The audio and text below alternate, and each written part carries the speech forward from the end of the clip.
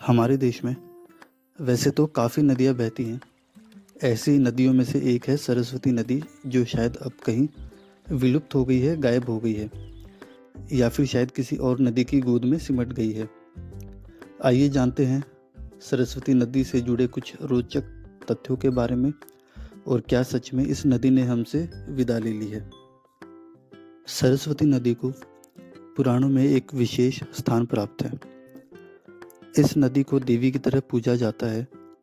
पुराणों में बताया गया है कि यह नदी आज भी बह रही है, लेकिन आज यह नदी किसी को दिखाई नहीं देती, और विज्ञान के अनुसार वो सैकड़ों साल पहले धरती पर थी, लेकिन आज यह नदी विलुप्त हो गई है। इसलिए ये नदी अब दिखाई नहीं देती। शास्त्रों की माने तो सरस्वती नदी एक श्राप के कारण विलुप्त हो गई थी और अब दिखाई नहीं देती है। वहीं एक और कथा के अनुसार इस नदी को प्राप्त एक वरदान के कारण यह विलुप्त होकर भी अस्तित्व में है। उसी वरदान की वजह से प्रयाग में गंगा, यमुना और सरस्वती का मिलन माना जाता है। जबकि सरस्वती नदी कभी किसी को दिखाई नहीं देती, फिर भी यह अस्तित्व में बनी है।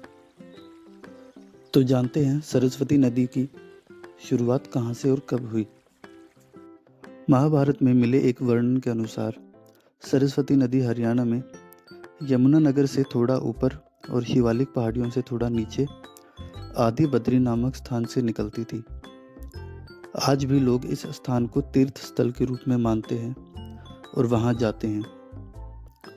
किंतु आज आदि बद्री नामक स्थान से बहने वाली नदी बहुत दूर नहीं जाती, एक पतली धारा की तरह जगह जगह दिखाई देने वाले इस नदी को ही लोग सरस्वती नदी मानते हैं और उसे पूजते हैं।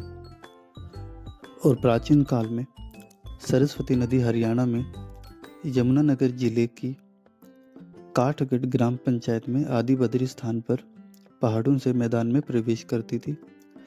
जबकि ऋग्वेद, स्कंद पुराण, गरुड़ पुराण की माने तो सरस्वती नदी का उद्गम हिमाचल प्रदेश के सिरमौर जिले की नाहन तहसील से हुआ था। एक कथा के अनुसार जोगी वन में मार्कंडेय मुनि ने तपस्या की थी, जिससे प्रसन्न होकर सरस्वती नदी गुलर में प्रकट हुई। पौराणिक कथाओं के अनुसार मार्कंडेय मुनि ने सरस्वती का पूजन किया, जिसके बाद मां सरस्वती ने वन के तालाब को अपने जल से भरा और फिर पश्चिम दिशा की ओर चली गई। थैंक यू दोस्तों, आज की वीडियो में इतना ही। प्लीज़ चैनल को सब्सक्राइब करें और वीडियो को लाइक करें। धन्यवाद।